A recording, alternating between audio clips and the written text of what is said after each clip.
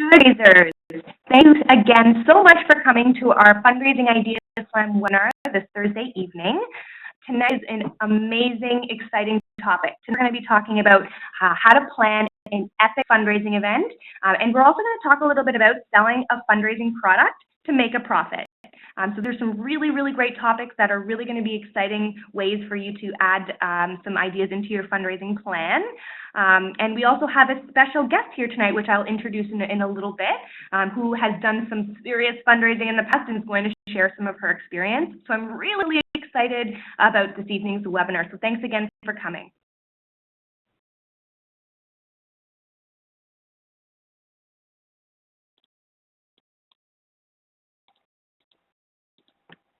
Okay, so again, welcome to tonight's webinar. We're here to help make your trip experience happen, your trip or camp experience happen. So here's a couple of pictures just to get you excited about what you'll be doing abroad. Some pictures from Kenya, which is really, really exciting. You may be going to Kenya, you may be going to Nicaragua or India, or you might be going to our exciting destination of Ecuador, mountains in the Andes or in the Amazon, which is really exciting. So this is going to be a really exciting year. No matter what your circumstances are, fundraising is 100% possible. We have seen hundreds and hundreds of young people just like yourself fundraise to successfully cover the cost of their trips. We are totally here to help. We also have our exciting Me to We fundraising program that will support you every step of the way to make your dream trip a reality. Participants do fundraise for some, if not all of the cost of their trip. So we know you can do it, and we're here to help. Introduce myself. I'm Amanda. I'm your fundraising coach. Those who have not had the pleasure of meeting me yet, I've been working with a lot of you and receiving emails from me throughout the year with tips and tricks on how to fundraise, as well as some resources. So just a couple of pieces of my experience. I went on my first trip, my first volunteer trip about, well, I'd say like 8 years ago, and I went to Guatemala with my university. I fundraised for that trip. There's a picture of me right in the top center with one of my first fundraisers. We had a big dodgeball tournament. So I fundraised for my trip to Guatemala, and it totally changed my life. When I came home, I knew that this was not the end, and I needed to have an action plan so that I can keep doing amazing things like this again. So a couple years later, I traveled with an organization to Indonesia, and I worked there for about 3 months, visiting, sponsored children and projects that were really making a huge impact in Indonesia. Again, when I came back from Indonesia, I finished my degree in political science and international relations, and worked for a few years at a not-for-profit. Finally found my forever home at Me to We. I've been working doing the fundraising program for about 2 years now. While I've been here, I've also had the amazing opportunity to travel with Me to We to Kenya, as well as facilitate trips in India. So I can tell you firsthand that this experience is going to be once in a lifetime, and it's going to change you and your perspective, and for the better. It's pretty amazing. So thank you. That's just a little bit about me. I'm excited to work with you this year, and for those of you I've already worked with, I'm excited to continue working with you and watching you reach your fundraising goals. Now, I would like to introduce my amazing friend, Becca. She is a trips expert and a fundraising expert as well, and she's here to help us walk through this wonderful webinar this evening. Hi, I hope everyone's doing awesome tonight. So my name is Becca. I work in the trips department, so I might know some of you guys. I might have gotten you set up on your trip. It's what I love to do, and it's what I've been doing for a little while here at Me to We. I'm on my first trip when I was about 15, and I fundraised for it myself. I sold items that I made. I arranged a couple of events to make money, and I've been doing it every single time that I've traveled, pretty much ever since. So I am more than happy to be here tonight. I'm so excited to share all these ideas with you, and I'm super excited to get started. Thanks. This is going to be great. I think Ben and I work together, and we make a really great team, and we're so excited to share with you our exploding brains of fundraising ideas so that you can make sure that you reach your goals, just like we did a few years ago. We're going go through a couple of housekeeping tips. So first, I think, you're at this webinar, you're going to hear some really, really great tips and tricks. One, invite your parents along. It's going to be great to have an extra set of ears to help maybe make some notes and take down some tips that you might want to put into your fundraising plans as well. To take notes for later. Oftentimes I get really excited when I'm hearing new information, and then as soon as I walk away, I forget. It just kind of jumps right ahead. I'm a real notey person, so I like to take lots and lots of notes. So maybe you're a notey person, but it's always helpful to have notes, especially when we talk about, we're going to be talking about some steps, tricks, the things that you're going to want to jot down so that you can inject them into your fundraising plan. I just want to let everybody know that you are actually on mute. So nobody else in the webinar is going to be able to hear you.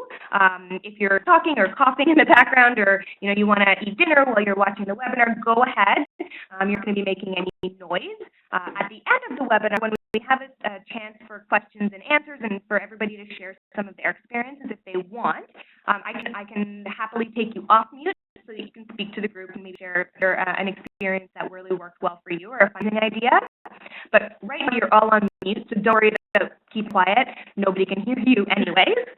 Just in case you're all kind of like whispering in the background, you don't have to do that. You're actually on mute, and I can control that mute and take off. But I won't until the end unless, and that's if you agree to it. Connection to the webinar, don't panic. You can simply log back in using the same details that you would have been sent in that email, and then join back up with us wherever we currently are. Next questions, I'm sure you may. Type them into the chat room window, which looks just like this, and I'll answer at the end of the webinar. Right now, or if you're having trouble calling with your computer, or if there's any technical issues, please let me know in the chat room and I'll help troubleshoot for you right away.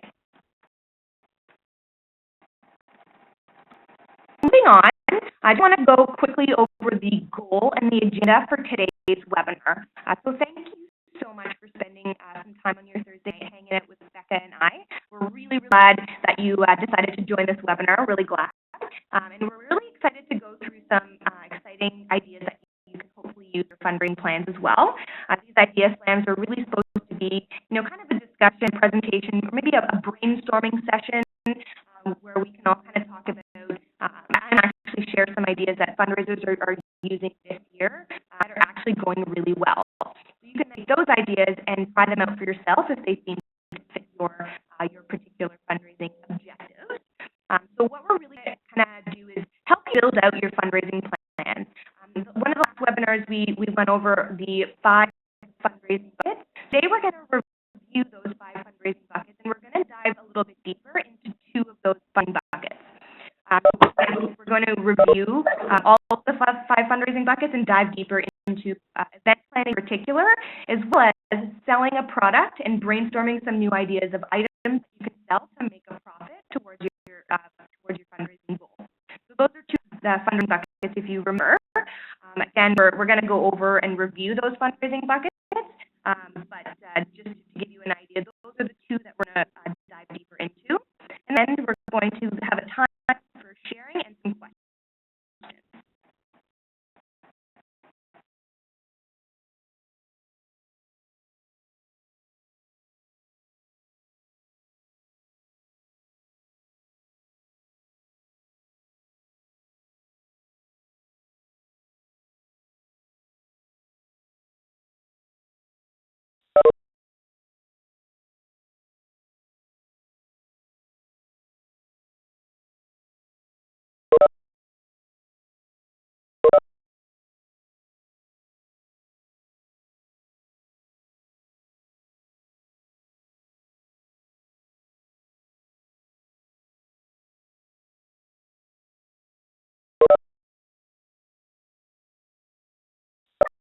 I just hearing from a couple of the attendees that my voice was coming in and out, so I'm just trying to make sure that our internet connection is up to par before I continue on.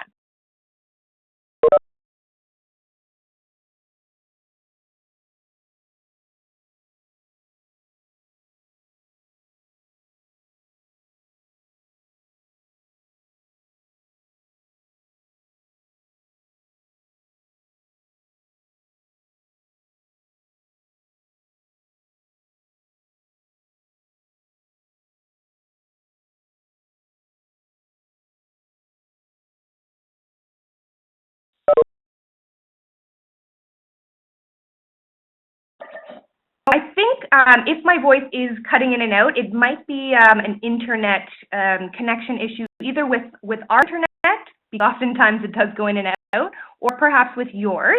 If it does become an issue where you can't follow the webinar at all, please do let me know in the chat window. Otherwise, I'm going to do my best to speak a little bit clearer and a little slower so that we don't miss anything.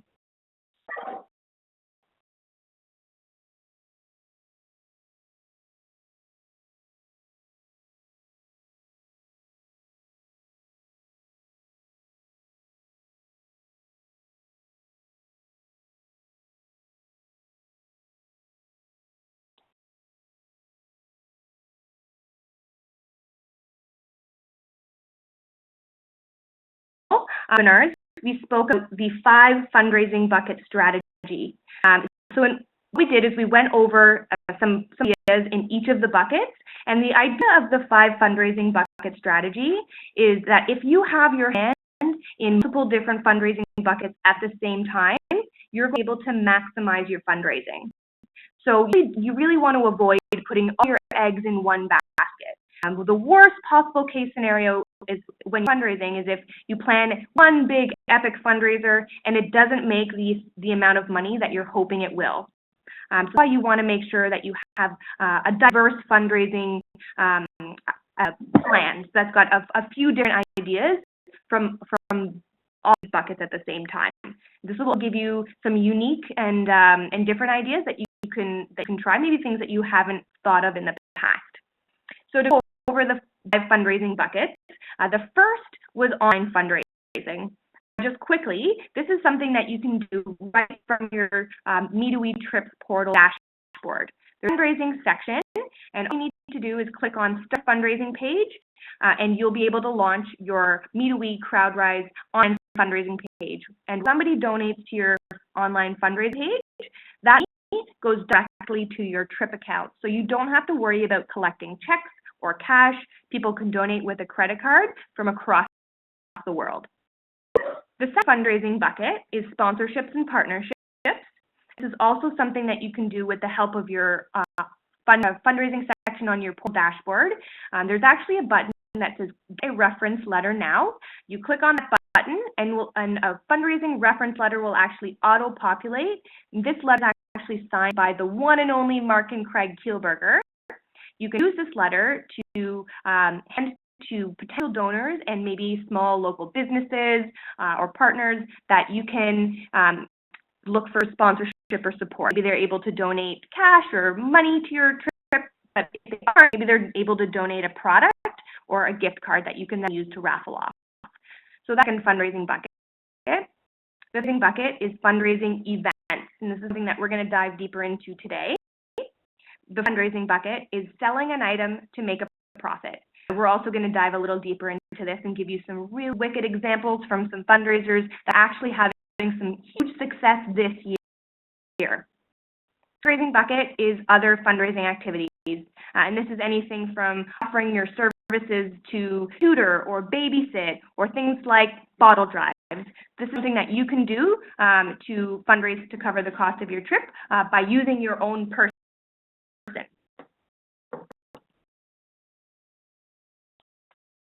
Oh, so all that Becca has done some really amazing, she's had some really amazing fundraising events in the past. So we're going to talk a little bit about how to plan the most epic fundraising event and some steps that you can look to focus on planning the best fundraising event.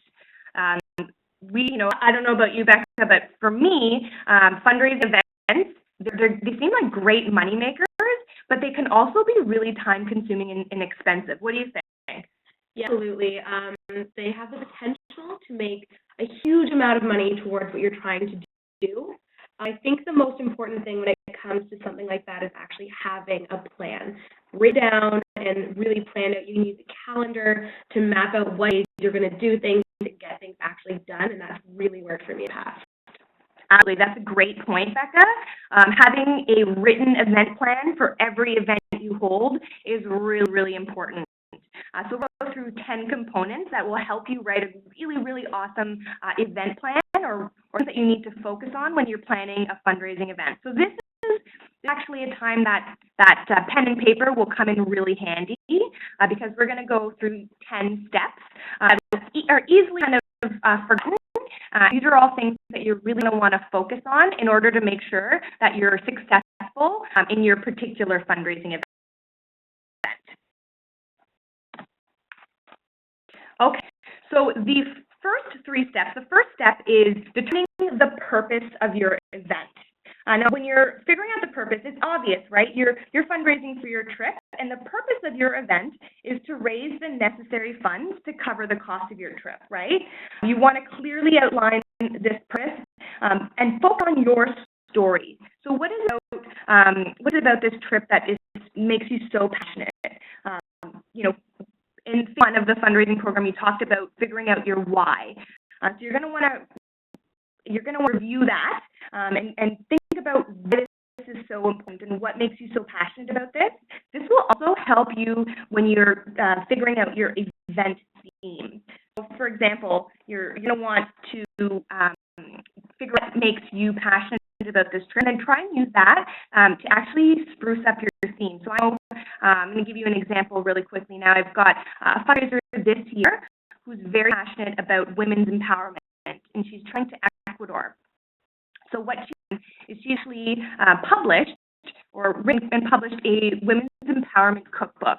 So she's using her passion for women's empowerment and actually her skills as a home cook to create her fundraiser. So, this will actually, when you think about the purpose of the event and your why and your story, it will really help you come up with a really awesome fundraising event theme.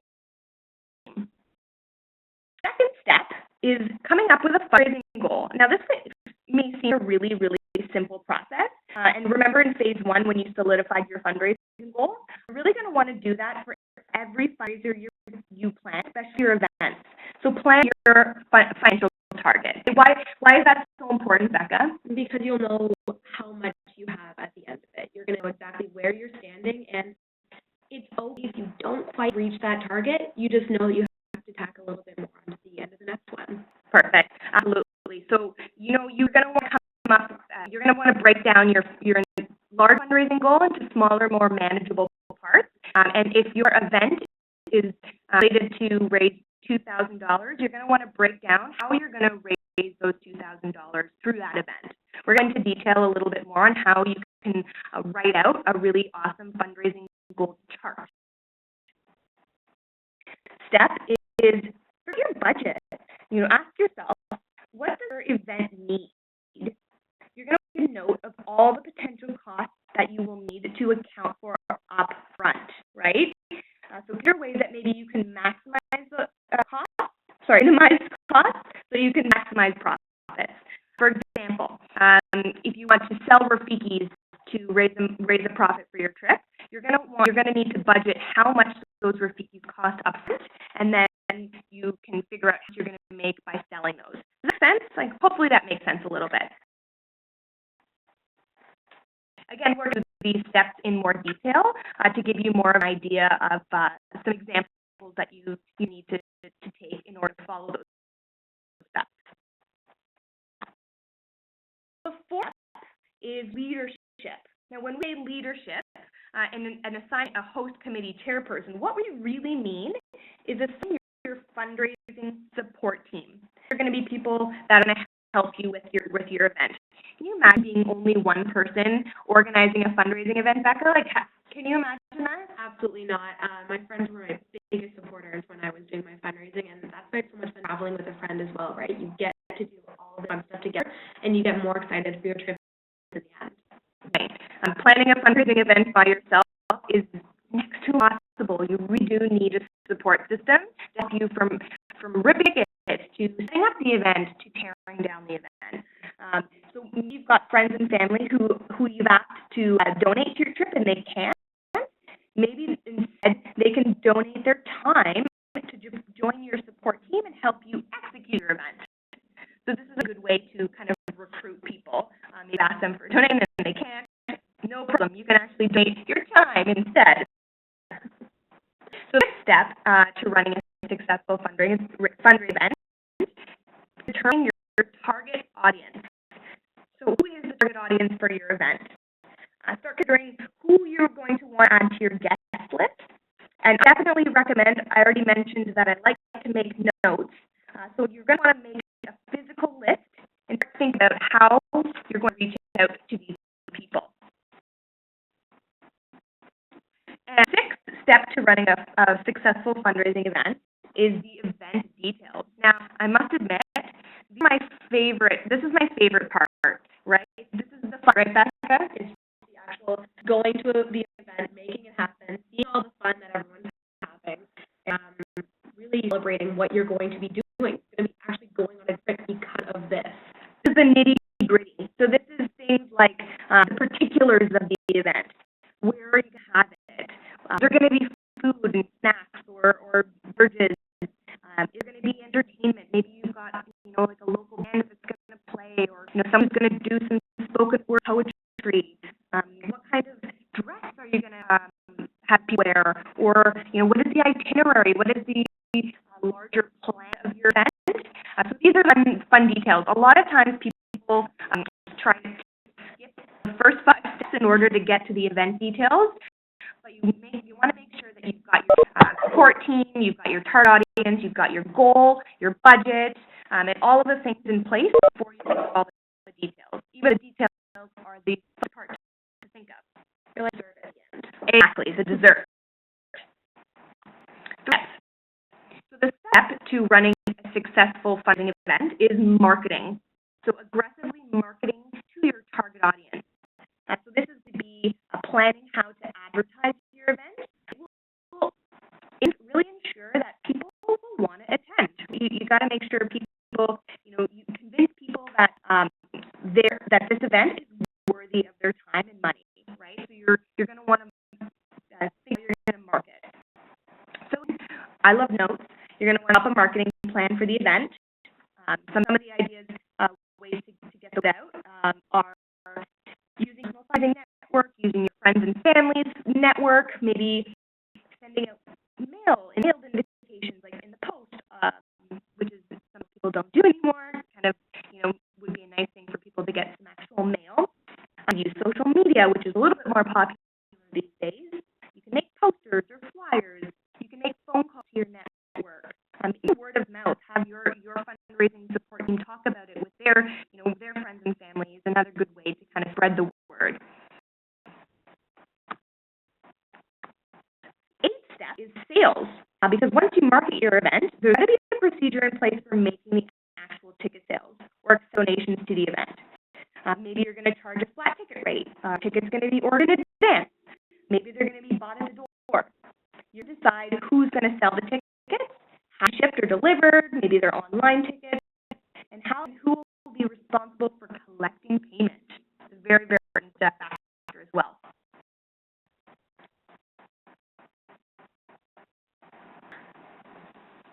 The ninth step in running a successful fundraising event is practice. You're going to practice the responsibilities of members, the flow of the event, and a pep talk.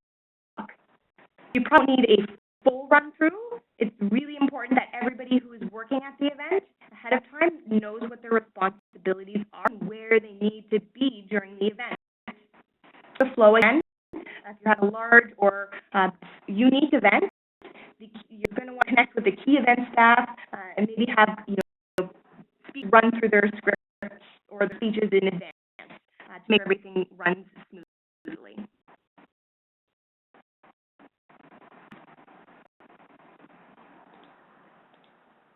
We're going to go into these steps a little bit more in depth So again, determining the purpose of the event, you're going to want to clearly outline the purpose, focusing on your story. Here you can mention me to we, what you'll be doing on your trip. You want to use this to start thinking of your event theme. Help you with speaking points on what you'll be doing on your trip. You can visit your trips portal dashboard and click on Get Speaking Points, and you'll actually get speaking points for your specific destination, which is going to be really helpful in determining the purpose of your event and actually speaking to it with your potential donors. Here, consider venue and what kind of access to venues you have. And when you put your venue plus theme together, you should have a good idea of what type of event you want to run.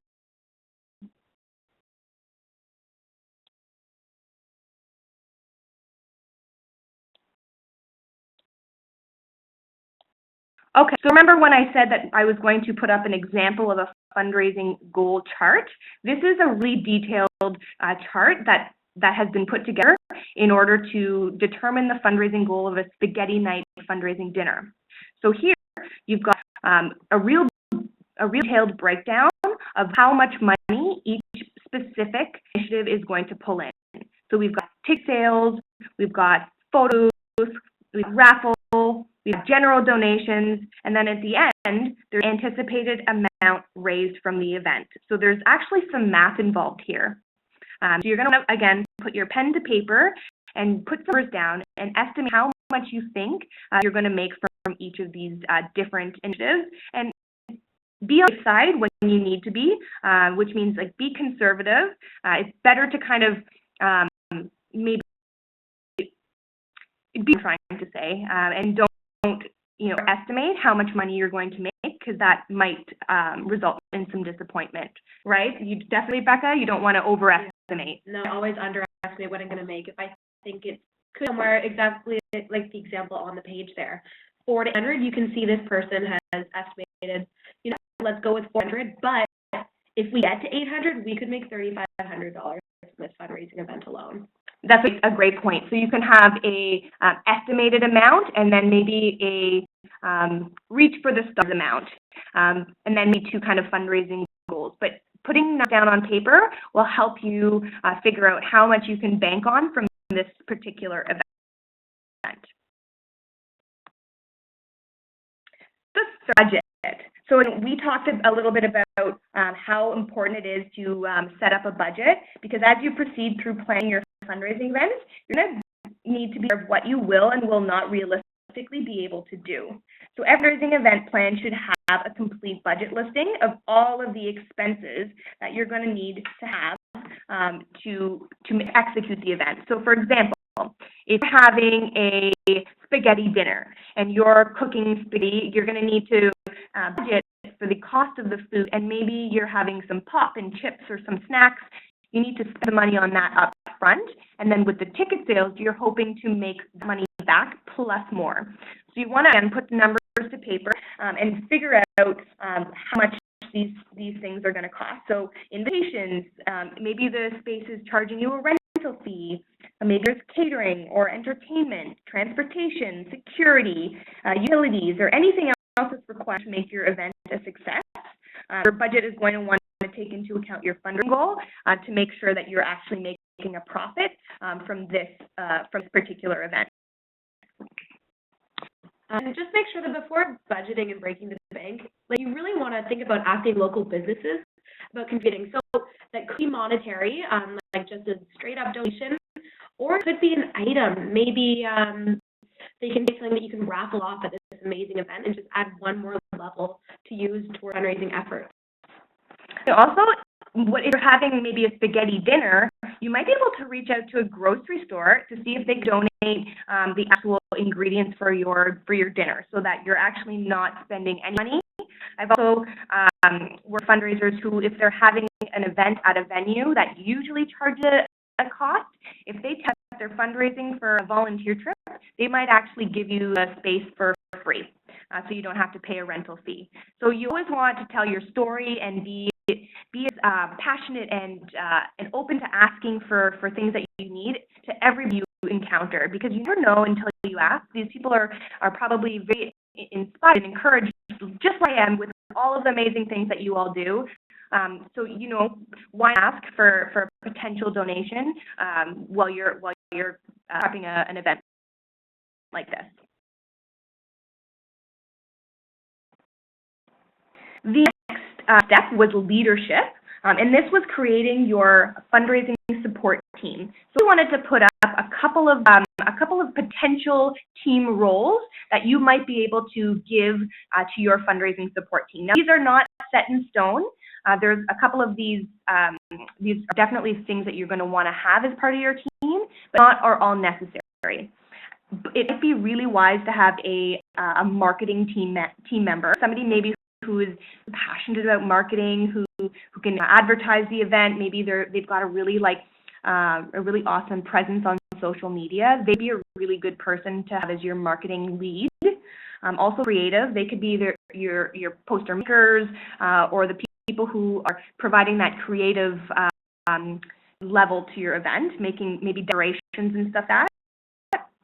Your labor. Maybe you call it something a little bit more glamorous, but these are the people that are going to help set up and tear down your event. Maybe your event logistics teammates, who they're going to take tickets at the door. Maybe they're going to seat people at the right tables.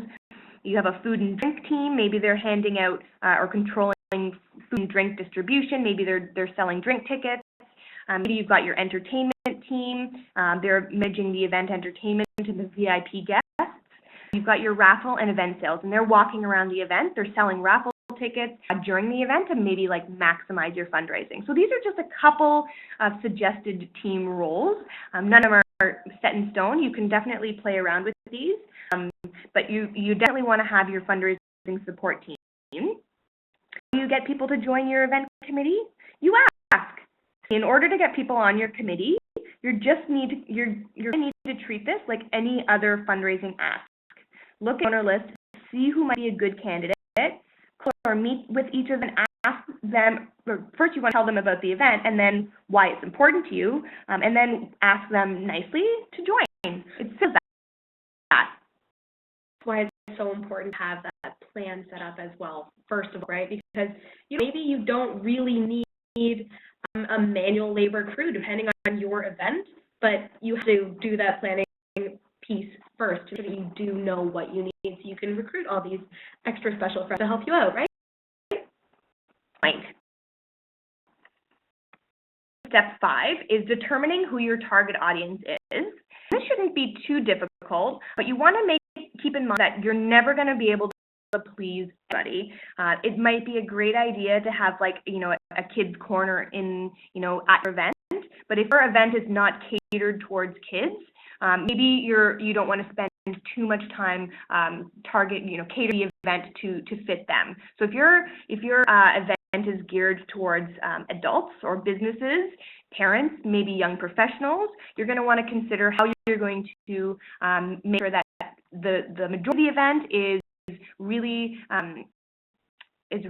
what they want to do, kind of thing. It's always a great idea to have maybe a kids corner or a space for the kids to do some arts and crafts, but you want to target a specific kind of audience.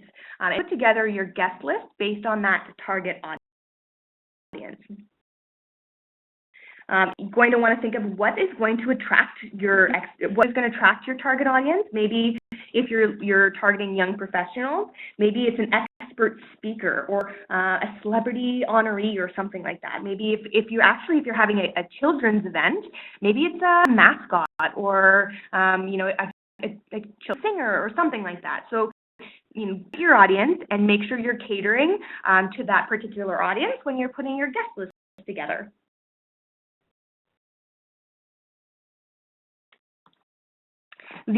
Is the event details. So this is the fun part. These are the things that you're probably already thinking of. This is the things that you're going to want to consider here. Your event venue, where is it going to be? How do you ensure that you have the space that you need for the event? So you want to think of how many people you're going to invite. Is space in the venue for those people? Well, how is the food going to be served? When is it going to be served? When is the event? Where is the event? Will be entertainment? What kind of dress will be required for mayyour fundraising support team? What is the dress going to be required for the guests? The itinerary. Don't get overwhelmed with all of these things. These are the fun pieces. These are the things that you're going to be able to plan and that will actually shape your event. So again, things like start and end time. But this is the details. You're going to want to go through the event theme, and the details should start coming together. You want to secure the resources to make the event happen at this point. So decorations and all of that exciting things are maybe things that are on your plate at this point. One thing too, actually planning all this super fun stuff. I don't know if anyone on here has used Pinterest before, but it is absolutely so much fun because you can dream so big and then bring it back down to reality and see what is possible and how amazing can I make this event. And it's very, very visual and very easy to scoop up ideas from all over the world. Another point.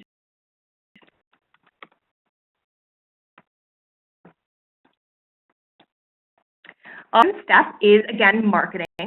So this is the part where you're advertising and creating awareness for your event.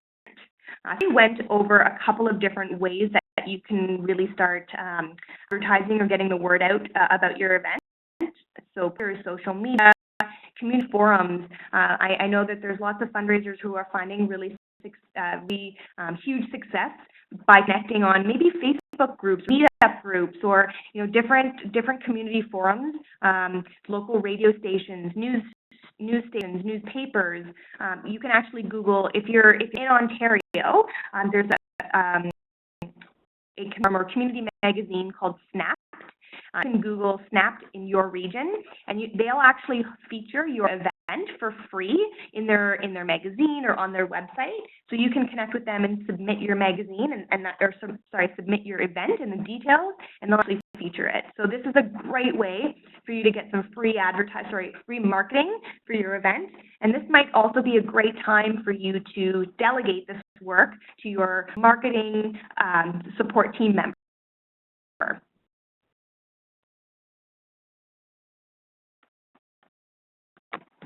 So the 8th step here is sales. So this is very important because running a successful funding event takes a lot of sales work. While things like the event venue, the invitations, the decorations are all important, the very most essential step for any fundraising event is revenue, right? What you would want from this event is money, right? Let's be honest. You're putting all of this work into this event because you're hoping to raise some money towards your trip. That's, again, the reason why you're holding this event. So you really want to focus on sales and how you're going to sell tickets or make the money that you need to successful. So big steps or tips is start early. Use your marketing team, delegate them to sell tickets as well as market. Maybe use your supporters biz network. So, all of the people you know, ask them to sell tickets on your behalf. This means getting your supporters, donors, and friends to go out and sell tickets to their friends, colleagues, their partners, their associates, and you can kind of be in 2 places at once. You can also consider selling to groups. That is a great way. Maybe like a Girl Guides group or every school classroom might want to come to your event. That will actually help you sell a whole bunch of tickets all together easily.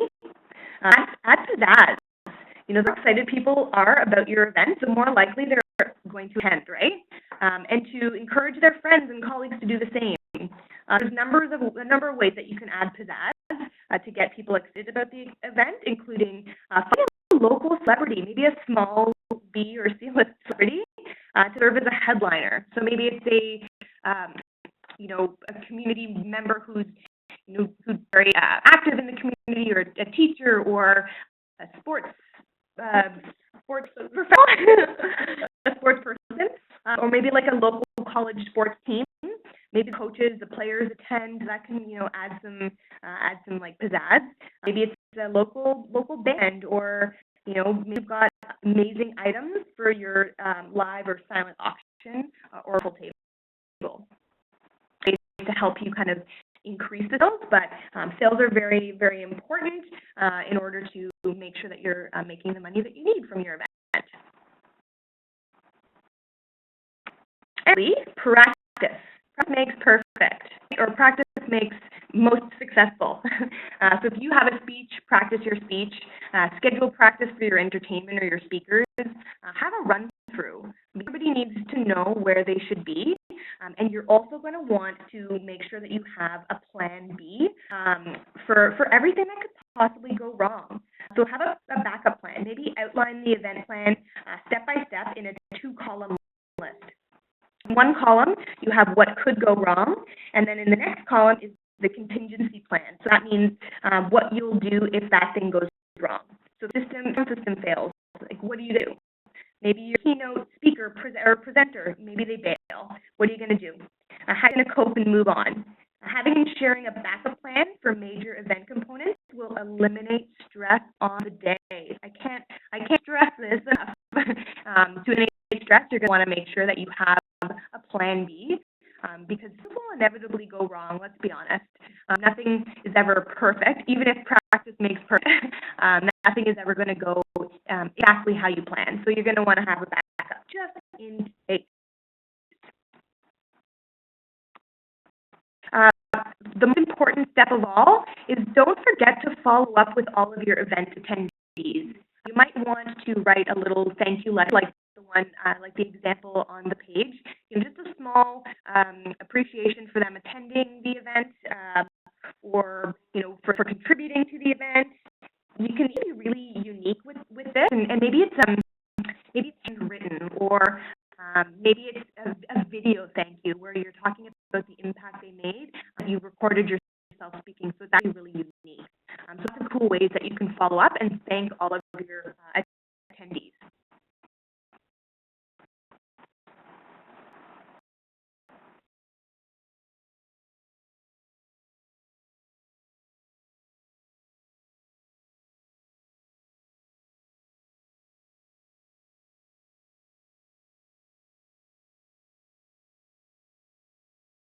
Okay, so hopefully that was helpful, and it will help you plan a really awesome, epic fundraising event. I'm now going to jump into the next fundraising bucket. This is going to be, we're going to talk a little about how to sell an item to make profit. Now, this is a really, really exciting fundraising opportunity, and one that Becca is so experienced in.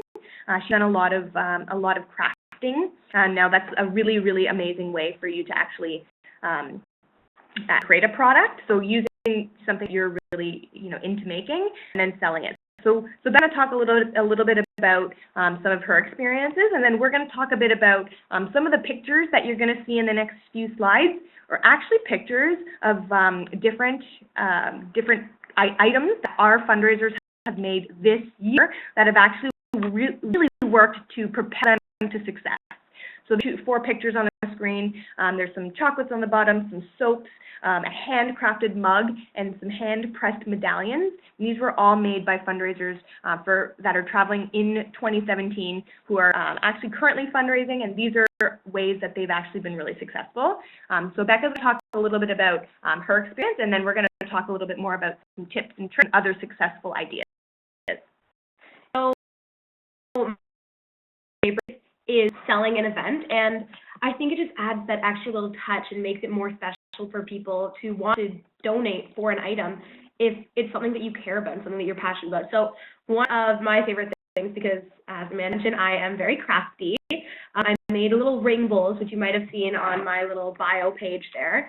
So just out of like oven-baked clay, you mix and marble them together, and each one is unique, sort of like the mug that you see on the top left there, and you sell them for a low enough price that people want them, they want to support you because it's a cute little thing to have, but you're also going to be making a profit on it. Now, I love to bake, so something like chocolates I've done. One time I did a whole clay of Rice Krispie snowmen, which was so funny. They were made to order, and I had a little army of Rice Krispie snowmen in my car for a day waiting to drop them off. But for me, I think it's just most important that you're having fun with it. Because if it's something that you really care about, that's what's going to shine through and make people want to help you out.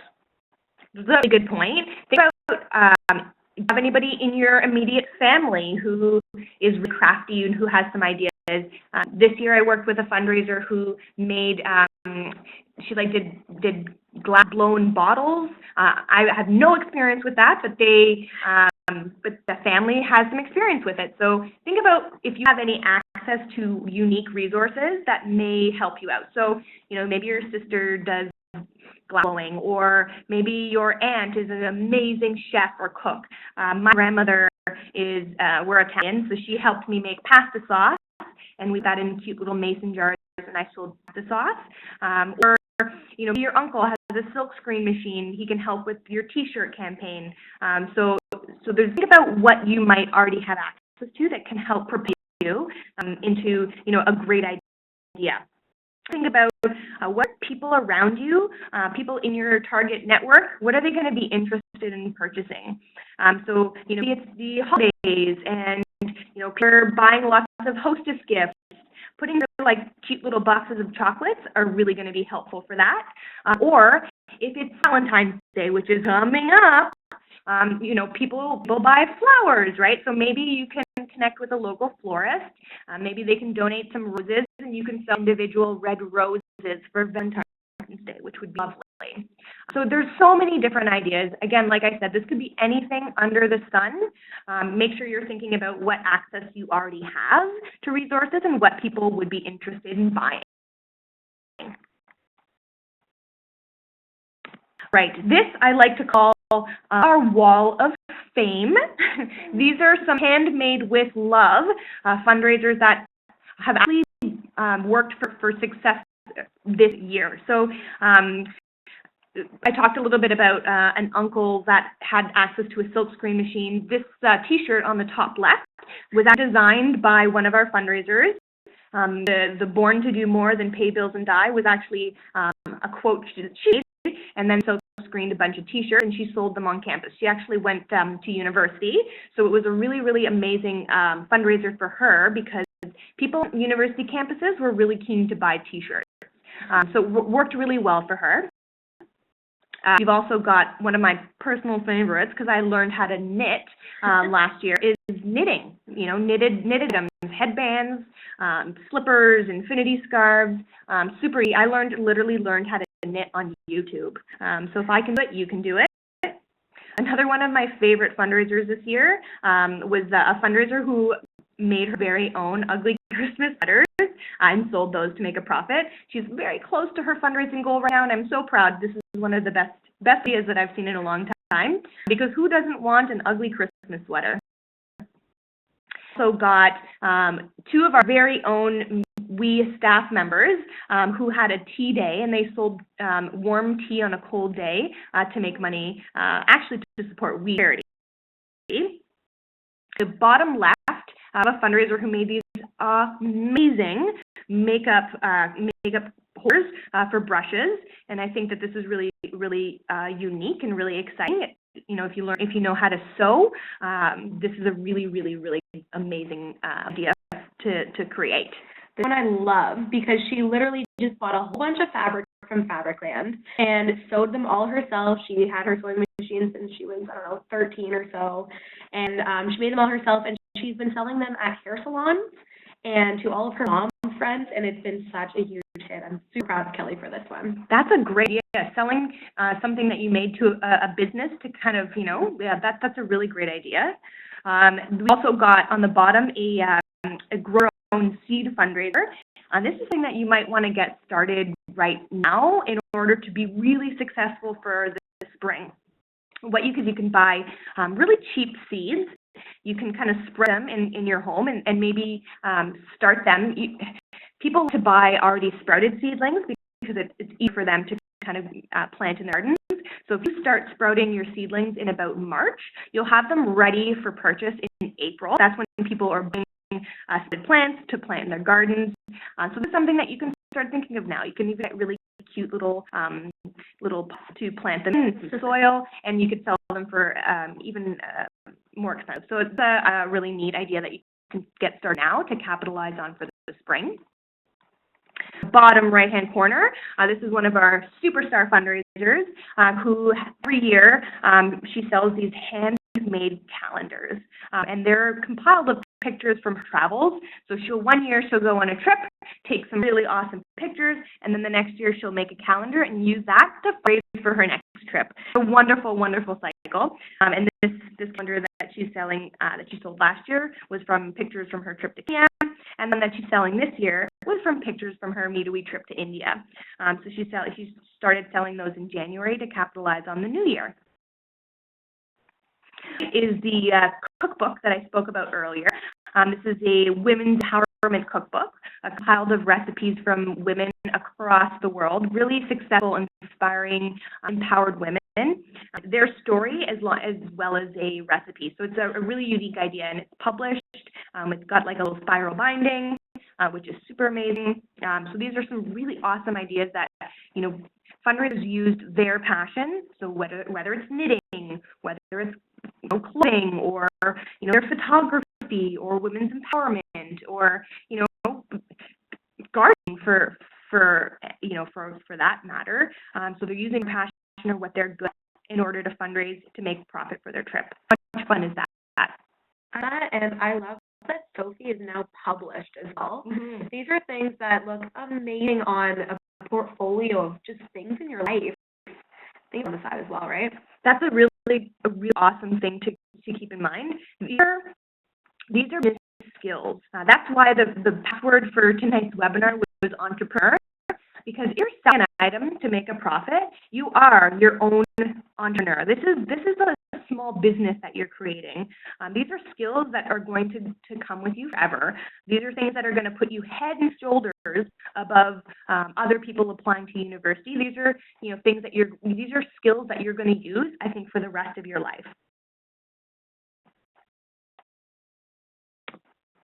Now, a couple more fundraising ideas come from Fundraising Products. So there's also organizations out there that have items that you can buy in bulk for discount, and then you can sell for a profit. One of those is our ever-popular fundraising Rafikis that you can buy for a discounted rate and then sell them for $10 and make a profit towards your trip. So you can purchase a pack of 10 Rafikis for $50, sell each bracelet for $10 each, and that's a $50 profit on top of the cost that you're going to use to pack the kit.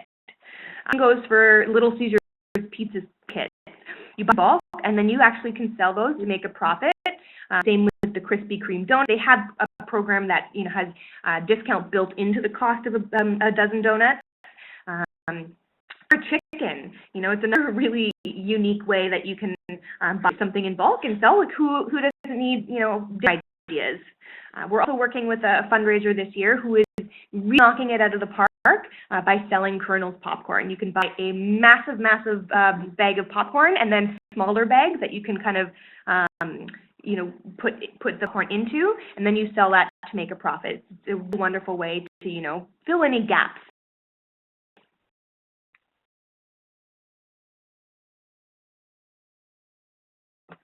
Question, where do I sell my items and when do I sell my items? So here's a couple of ideas to help you with where and when.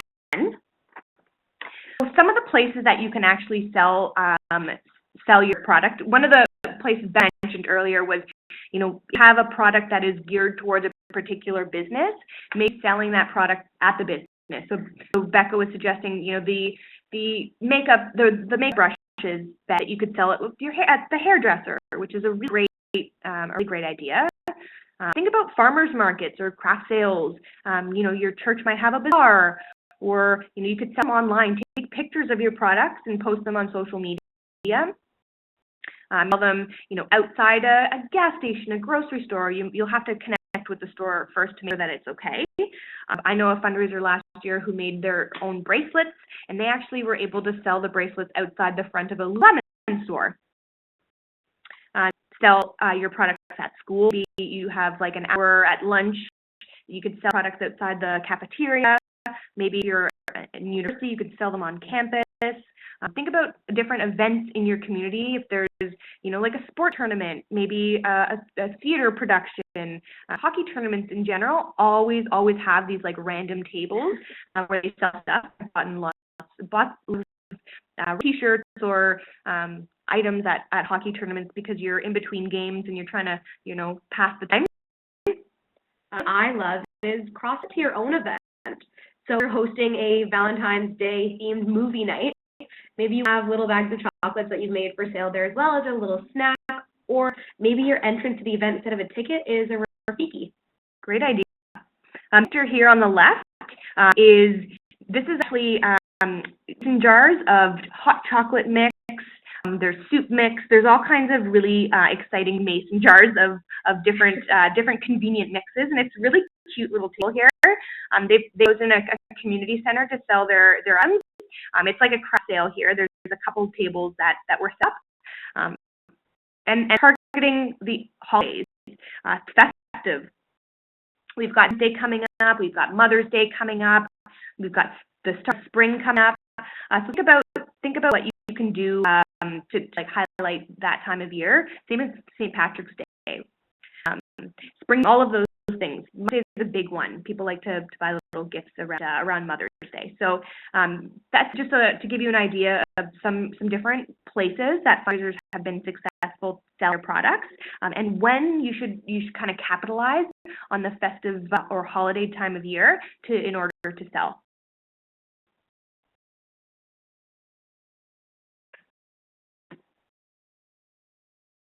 Quickly go over some tips and tricks that we found that really help fundraisers in their entrepreneurial or when they're selling a product to make a profit. So gross profits are not the same as net profits. Now, to explain this, these are pretty big words. When you estimate your profits, and that's how much money you're going to make, you're going to need to factor in the money you're going to need to spend. The same as budgeting for an event, you're going to want to make sure that so for the Rafikis, you spend $50 to get a kit of 10 Rafikis. That is $50 that you're going to need to subtract from the entire profit. So if you sell all 10 Rafikis for $10, that's $100, great, but you need to subtract that $50 that you've already spent in order to purchase the Rafikis in the first place. Hopefully that's a little bit of sense.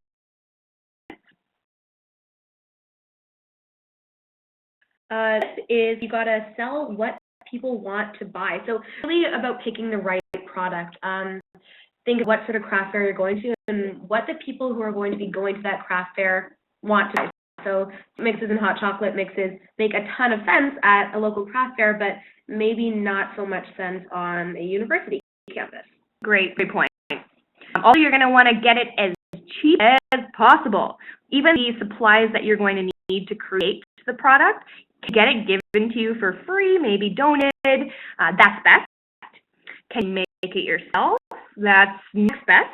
And then maybe you can get it under wholesale. So again, if you're buying something in bulk, a lot of times companies will give you a discount in order to, so that you can make a profit. So one of the things that I know fundraisers have used is lollipops. If you buy lollipops in bulk, you might get a discount and then you can sell them to make a profit. Optimize and beautify. So you think about what you're passionate about and what really matters to you. And if you're having fun making it, that's going to be a huge extra point towards profits and who's going to be buying it from you. For sure. And on the note of beautify, you can purchase something pretty plain. So think about the mugs that were on the screen in the past slide. Those mugs were bought at the dollar store. They're simple, plain mugs. And the fundraisers then customized and beautified them and were able to actually sell them, to get more support by having something that was a little bit more unique. Is add value. When you're selling an item, have a collection tin so that you can maybe practice the line, and would you like to kick in a little bit extra for a good cause? This is especially helpful for people who don't buy your products but would still like to help support your amazing initiative, because that little bit helps. If you're not keen on asking people to put in a bit extra verbally, maybe just add a box on the order form to encourage extra donations or something like that. So for example, the cookbooks are being sold for $20, but that's just a minimum suggestion. This fundraiser is finding that a lot of people are paying $20, but kicking in a little bit extra in order to just kind of help her reach her goal. Tips or tricks, Becca? My main thing is really, like I said, having fun with it, and thinking about what you're super excited about. If you're super excited about knitting, amazing. I want you to knit the cool hats or mitts or whatever, because you're going to be able to speak to it and actually have fun doing it. And the other thing is really knowing your why and knowing how to speak to your why, because yes, selling a product, but you're also kind of selling yourself in this instance. And that's why it's so important to be able to say, like, would you like to kick in a little bit extra, because they're going to be donating to you at that point. And that's why I focus in the very beginning of the event in talking about your story. That, I feel like, for me as a fundraiser, that's what made me successful. I'm not a magic person. I'm not extra. I don't have, any fundraising match or a degree or I'm successful when I fundraise because I my passion. I share the journey. I talk from my heart, and that's so important in this. You make sure that you tell your story from your soul. And it sounds really cheesy, but if you really believe in what you're doing, it's going to catch on. It's like, it's contagious. Your passion is contagious. So when talking, talk with certainty. Use your hands, your eyes, use your whole body, and tell your story and tell what you're doing with this experience and why it's important to you. That is, I think, really going to make all the difference. And that's what's made all the difference for me. I'm just a normal, everyday person, but I've been so successful in fundraising because I make it personal. I make the whole experience personal. And when I'm talking about why this is important, it's very true. So that's my biggest tip. If you've got a booth that you're, at a community center where you're selling an item, be friendly, be peppy, make eye contact with people, wave them down and say, can you come over here so I can tell you what I'm doing? I'd love to share what I'm selling over here. I'd love to talk to you a little bit about my upcoming experience in Kenya. Attention. Make sure that they feel what you feel. That's my number one tip, especially if you've got, a table or event. These are some really great opportunities for you to really show or showcase yourself, your passion.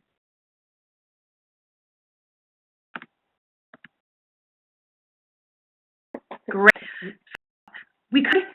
We covered some pretty intense steps on how to make sure that your fundraising event is super successful. We've all talked about some really awesome, unique ideas on product items that you can sell to make a profit.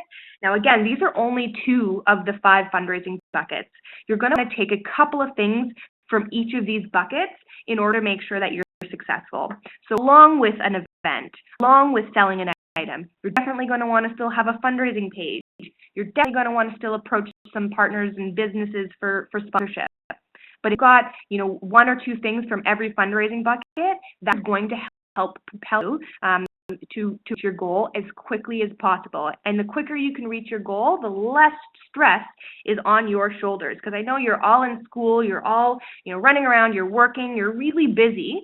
So if you're going to make sure that you reach your goal the quickest possible, you're going to do a couple of things at the same time. So that dove into 2 fundraising buckets today to kind of help you make sure that you've got enough ideas from those 2 buckets in order to, be successful.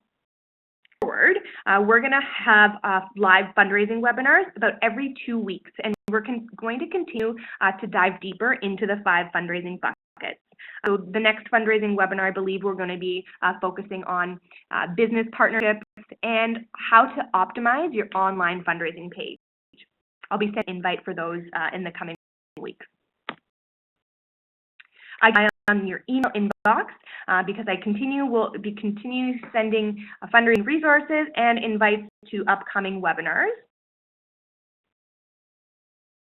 5 fundraising webinar is February 7th. 7 p.m. Eastern Standard Time, where we will focus on, like I said, sponsorships, partnerships, and how to optimize your online fundraising page.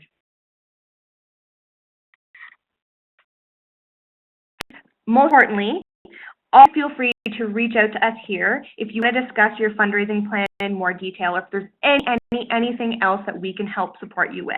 We're happy to help any way that we can. We love fundraising. We're very passionate about it. We think this experience will just, be a wonderful experience, not only there, but to make sure that you get on your trip, but also to help you in your future. This is going to be some great resources that you're, great experiences that you're going to learn for the future.